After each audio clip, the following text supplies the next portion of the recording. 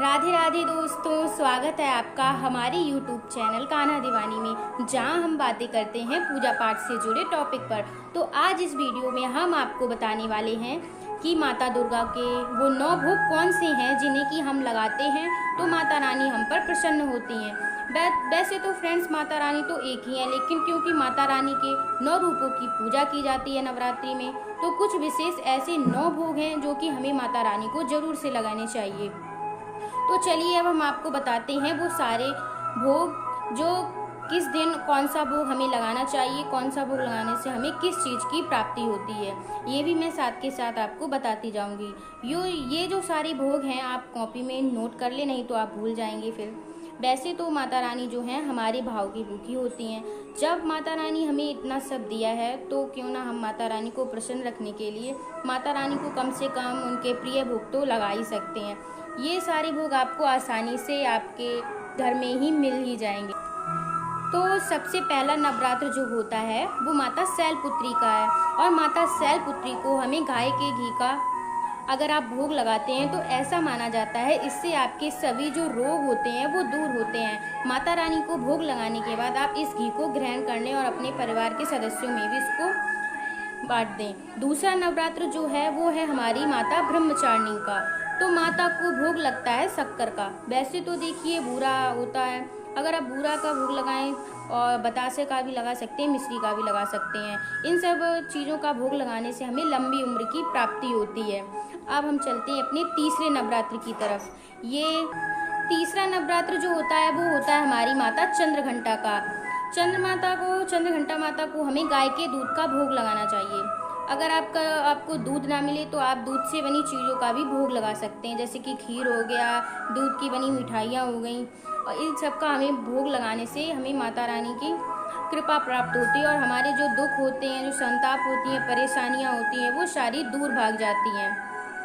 अब हम बात कर लेते हैं चौथे नवरात्र। चौथा नवरात्र जो है वो है हमारी माता कूष्मांडा का। कूष्मांडा माता को हमें मालपुए का भोग लगाना चाहिए चौथे दिन। अगर आप मालपुए ना बना सके तो आप मालपुए की जगह ड्राई फ्रूट्स का भी भोग लगा सकते हैं। इससे आपको विवेक की प्राप्ति होती है और आपका धैर्य बढ़ता है। अब हम चलते हैं पांचवें नवरात्र की तरफ। पांचवें नवरात्र में हम स्कंद माता की पूजा करते हैं। इस दिन माता के गोद में कार्तिकेय जी होते हैं, इस व्रत को हम अपनी संतान के लिए भी रखते हैं। इससे अगर हम माता रानी को इस दिन केले का भोग लगाते हैं तो हमें माता का आशीर्वाद प्राप्त होता है। अब हम बात कर लेते हैं छठे नवरात्र की। छठा नवरात्र है वो है हमारी कात्यायनी माता का। कात्यायनी माता को हमें इस दिन शहद का भोग लगाना चाहिए। शहद का भोग लगाने से हमें सौंदर्य की प्राप्ति होती है। हमारा आपको हृदय का सौंदर्य मिल सकता है, आपको रूप का सौंदर्य मिल सकता है। इस तरीके से आपको सौंदर्य की प्राप्ति होती है माता रानी को शहद का भोग लगाने से। तो अब हम बात कर लेते हैं सातवें नवरात्र की। सातवां नवरात्र जो होता है वो हमारी माता कालरात्रि का होता है, काली माँ का, जिनका रौद्र रूप होता है। इस दिन हमें अपनी माता रानी को गुड़ का भोग लगाना चाहिए। गुड़ का भोग लगाने से हमारे सारे किसी भी प्रकार का हमें डर नहीं रहता है। सारे प्रकार के डर जो होते हैं वो समाप्त हो जाते हैं। उसके बाद आता है हमारा आठवां नवरात्र। आठवां नवरात्र जो होता है वो होता है हमारी महागौरी माता का। ये दिन बहुत खास होता है। इस दिन अष्टमी होती है। कई घरों में इस दिन कन्या पूजन भी किया जाता है। तो इस दिन हमें अपनी माता रानी को नारियल का भोग लगाना चाहिए। इससे हमें अखंड सौभाग्य की प्राप्ति होती है।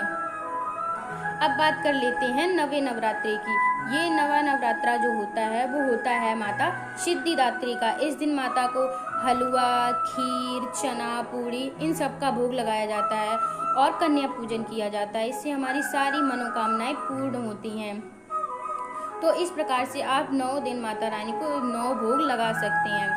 आशा करती हूँ आपको हमारी जानकारी पसंद आई होगी। अगर पसंद आई हो तो हमारे वीडियो को लाइक करें, शेयर करें, कमेंट करना ना भूलें, और हमारे चैनल को अगर अभी आप लोगों ने सब्सक्राइब नहीं किया है तो सब्सक्राइब कर लें, जिससे आपको आगे की नोटिफिकेशन मिलती रहेगी। तब तक के लिए राधे राधे, मिलते हैं अगली वीडियो में।